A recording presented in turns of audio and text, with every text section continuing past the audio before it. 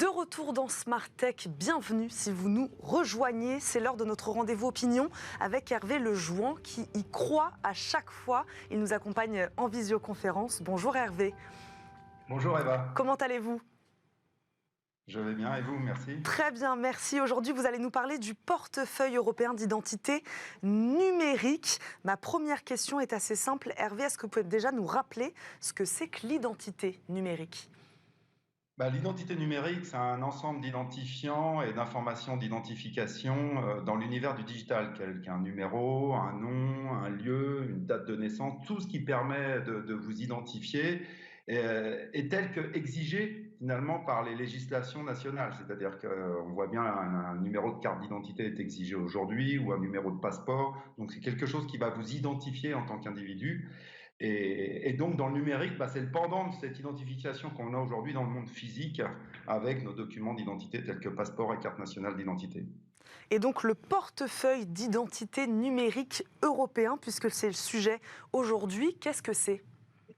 C'est quoi? C'est fin 2020, en fait, on comptait à peu près 19 schémas d'identité. Il y a des choses qui ont été développées en Europe, 19 schémas d'identité numérique qui ont été développés en Europe. Donc, essayez d'avoir des portefeuilles d'identité où vous auriez votre identité qui est effectivement sauvegardée dans votre mobile pour la plupart du temps et qui fait office de document réel. C'est-à-dire que c'est pas seulement une copie. Vous savez, on a usuellement le fait de faire, on fait tout ça, hein, des copies de notre carte nationale d'identité ou de notre passeport pour essayer de prouver que ça prouve rien du tout. Donc il y a eu une commission qui a décidé effectivement de proposer une harmonisation et l'introduction d'un portefeuille en fait européen d'identité numérique unique qui permettrait, et l'idée c'est à horizon 2030 pour 80% des Européens de pouvoir avoir ce portefeuille d'identité numérique sur leur mobile et donc au sein de l'Europe de pouvoir échanger des documents qui seraient des documents officiels mais encore une fois digitalisés. Donc avec la même valeur légale, hein. Absolument, et c'est ça qui est très important, avec la même valeur légale. Et d'ailleurs, c'était intéressant hier, je crois qu'il y a eu l'émission de Delphine sur l'euro digital. On voit bien que tout ça arrive, c'est-à-dire qu'on a cette notion, effectivement, demain, dans notre mobile, on pourra payer, on aura notre identité, on pourra échanger toutes ces informations, et finalement, ça va nous simplifier. L'idée, c'est de simplifier la vie et les démarches qui peuvent être aujourd'hui très fastidieuses. On est tous passés par là lorsqu'on loue une voiture, lorsqu'on doit effectivement déménager. Il faut donner, lorsqu'on doit ouvrir un compte en banque, il faut donner énormément de papiers d'identité, de preuves en fait de son identité. Et avec ce portefeuille numérique, ça sera facile d'échanger de l'information et de pouvoir avoir accès à des choses très facilement avec des tiers, même au niveau médical et santé, pour prouver encore une fois son identité. Hervé, est-ce que les Français sont prêts à l'utiliser, ce portefeuille numérique ?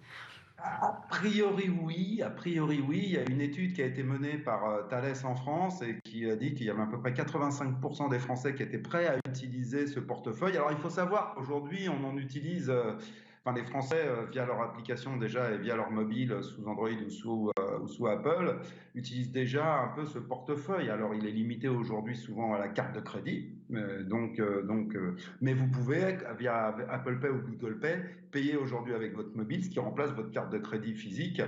Et Apple, d'ailleurs, aux États-Unis, commence à mettre le permis de conduire. Donc, on voit bien toutes ces initiatives. Donc, les gens sont prêts parce que on voit bien aujourd'hui, on a ce besoin. Encore une fois, on fait des photos, on pense que c'est bon, mais non, c'est pas bon malheureusement. Mais on est tous demain, on a tous envie d'avoir ces démarches simplifiées. Vous parliez des États-Unis, c'est ça. Donc il y a un enjeu de simplification, on l'a bien compris, pour la vie des Français, mais des citoyens européens plus largement. Il y a aussi un enjeu de souveraineté, peut-être européenne aussi.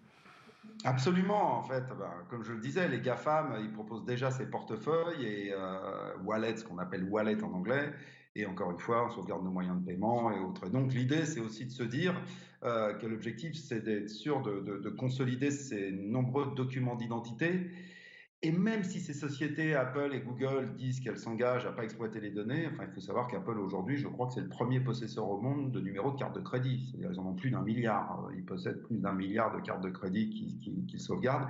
Donc l'enjeu, en fait, il est d'être certain que nous, Européens, on va avoir un système qu'on va pouvoir contrôler, qui va être, bien sûr, entièrement, qui va respecter le règlement européen de la protection des données personnelles, le RGPD, Et puis quelque part... Contrairement aux États-Unis, Hervé, le portefeuille européen sera plus respectueux de la vie privée, c'est ça, des citoyens, c'est ce que vous dites? Exactement, c'est-à-dire que l'idée c'est de garantir, là, c'est vraiment de garantir avec les Américains, entre guillemets, c'est pas, il y a pas de, ce sont des sociétés privées, donc il n'y a pas de reproche quand je dis ça, mais on ne sait pas demain ce qu'elles peuvent faire de la donnée. Elles peuvent s'engager aujourd'hui et demain, même s'il y a le RGPD, mais à pouvoir utiliser des données, faire des analyses et autres. Là, avec le portefeuille européen qui sera émis par les autorités, effectivement, ils souhaitent absolument garantir l'usage et la protection des données, mais même aller plus loin, c'est-à-dire c'est la minimisation. On ne va pas, par exemple, il y a des exemples qui sont très concrets aujourd'hui. La plupart du temps, pour vérifier votre âge, on vous demande finalement votre date de naissance, pour vérifier si vous avez plus de 18 ans, pour accéder à un certain nombre de services. Ben, il n'y a pas besoin de vous demander votre date de naissance. Ça, c'est beaucoup d'informations. On pourrait juste avoir une donnée qui serait comme une métadonnée qui dirait que vous avez plus de 18 ans et ça serait une garantie. Donc, ça veut dire qu'en face, la société aurait la garantie et la certitude que vous avez plus de 18 ans sans avoir votre date de naissance exactement. Donc, c'est des choses qu'ils souhaitent mettre en œuvre pour, encore une fois, protéger, minimiser les données et garantir que ce ne sera utilisé qu'à des fins effectivement suffisantes par la société. Et donc, pas trop d'informations à divulguer. Et sachant qu'on aura accès en tant que citoyen à des mécanismes d'accès, où ai-je laissé mes consentements, où ai-je laissé mes données, et ainsi de suite. Donc, pouvoir tracer ça correctement. Très rapidement, quand et comment est prévu le déploiement? Alors, normalement, il y a des premières expériences qui sont prévues en 2023. Donc là, dès 2023, il va y avoir des premières expériences et normalement dès 2024.